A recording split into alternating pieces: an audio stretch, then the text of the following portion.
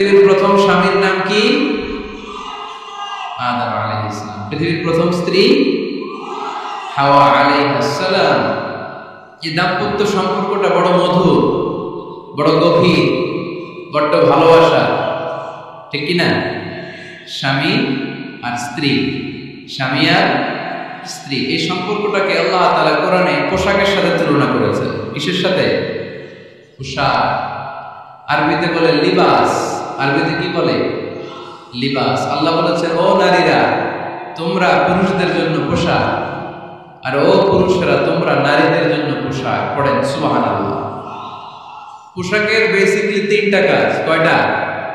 কেউ কথা কয় না, আরো জোরে বলেন কয়টা? এখন আওয়াজ আসবে কোথা থেকে?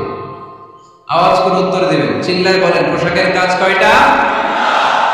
এভাবে শেষ পর্যন্ত খোঁচায় যেন সাউন্ড বের করা না লাগে, স্বপ্রণোদিত ভাবে উত্তর করবেন, ক্লাসের মতো হোক।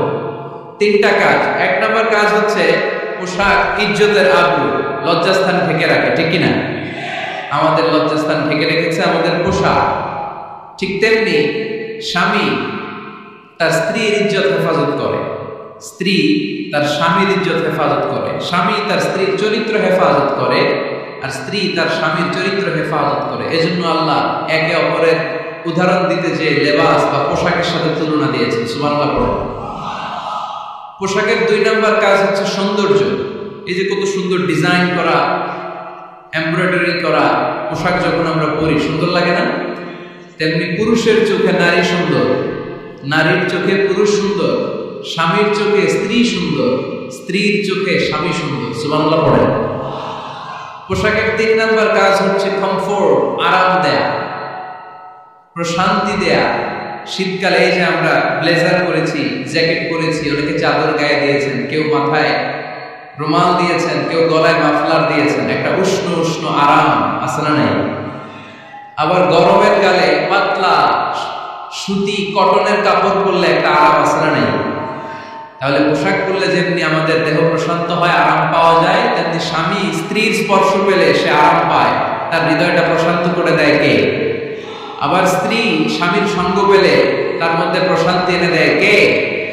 এজন্য রব্বুল আলামিন বলেন, হুন্না লিবাসুল লাকুম ওয়া আনতুম লিবাসুল লাহুন্না। ও দুনিয়ার নারীরা, তোমরা হলে পুরুষদের জন্য পোশাক, পুরুষ হলো নারীদের জন্য পোশাক। সুবহানাল্লাহ।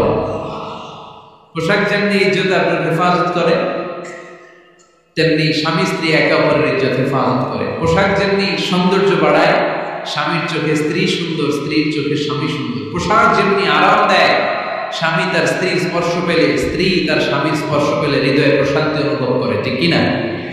এজন্য দাম্পত্য জীবন, এখানে স্বামীও আছে স্ত্রীও আছে, ইংরেজিতে বলে কাপল, কাপল লাইফ। এই বিশ্ব সভ্যতা নির্মাণে নারী পুরুষ, স্বামী স্ত্রী দুইজনেরই অবদান আছে না নাই? এজন্য সুনানে তিরমিজির বর্ণনায় আল্লাহর হাবিব সাল্লাল্লাহু আলাইহি ওয়াসাল্লাম বললেন, আন-নিসাউ শাকাইকুর রিজাল। নারীরা হচ্ছে পুরুষের কাউন্টার পার্ট, নারীরা হচ্ছে পুরুষের পার্টনার, সহকর্মী, সহযোগী। এই বিশ্ব সভ্যতা নির্মাণে শুধু পুরুষদেরই অবদান নাই, নারীদের অবদান আছে না নাই? এজন্য কাজী নজরুল ইসলাম অসাধারণ লিখেছে, এ বিশ্বে যা কিছু মহান চির কল্যাণকর, অর্ধেক তার করিয়াছে নারী, অর্ধেক তার নর। তার মানে নর নারী, স্বামী স্ত্রী দুইজনেরই অবদান এই মানব সভ্যতায় আছে না নাই? এই সম্পর্কটাকে আল্লাহ লেবাসের সাথে তুলনা করলেন, মেটাফরিক্যালি, রূপক ভাবে আল্লাহ পোশাকের সাথে তুলনা করলেন। পোশাক যেমনি গায়ের সাথে লেগে থাকে, পোশাক যেমনি চামড়ার সাথে মিশে থাকে, স্বামী স্ত্রীর সম্পর্কটা এরকম একাকার, মিলেমিশে, ভালোবেসে একাকার। স্বামী স্ত্রীর রিলেশনশিপ, সম্পর্কটা অনেকটা হাত আর চোখের মতো। হাত ব্যথা পেলে চোখ দিয়ে পানি ঝরে, আবার চোখ দিয়ে পানি ঝরলে হাত সেই পানি মুছে দেয়, ঠিক কিনা? তাহলে সম্পর্কটা কেমন যেন হাত আর চোখের মতো। হাত কেটে গেলে পানি পড়ে কোন দিক দিয়ে? চোখ দিয়ে পানি ঝরে। আবার চোখ দিয়ে পানি ঝরলে চোখের পানি মোছার জন্য হাতের দরকার আছে না নাই? তাহলে একেবারে মিলেমিশে একাকার সুখী দাম্পত্য জীবন, স্বামী স্ত্রী এই জান্নাতি সম্পর্কটাকে কিভাবে উপভোগ করবে, কিভাবে একে অপরের সাথে ডিলিংস করবে, আচরণ করবে, এ ব্যাপারে কোরআন এবং সুন্নাহ আমাদের জন্য গাইডলাইন দেয়া আছে না নাই? আমরা গাইডলাইন দিব কোরআন থেকে। কোত্থেকে? কোরআন থেকে আর সুন্নাহ থেকে। কারণ এই কোরআন আর সুন্নাহ আমাদেরকে সঠিক জীবন দর্শন শিখায়, কিভাবে এই পৃথিবীতে চলবে, পৃথিবীতেও সুখ আবার আখিরাতেও সুখ, এর সব দিক নির্দেশনা কোরআনে আছে না নাই? তাহলে এই যে স্বামী স্ত্রীর দাম্পত্য জীবন, এক্ষেত্রে প্রত্যেককে আল্লাহ তাআলা কিছু দায়িত্ব দিয়েছে। আজকে দায়িত্বগুলোর ব্যাপারে আমরা শুনব। স্ব স্থানে থেকে প্রত্যেকেই, স্বামী যদি স্বামীর দায়িত্ব পালন করে, স্ত্রী যদি স্ত্রীর দায়িত্বটুকু পালন করে, তাহলে দাম্পত্য জীবনটাকে জান্নাতি দাম্পত্য সুখ দিয়ে ভরে দেবে কে? আল্লাহ।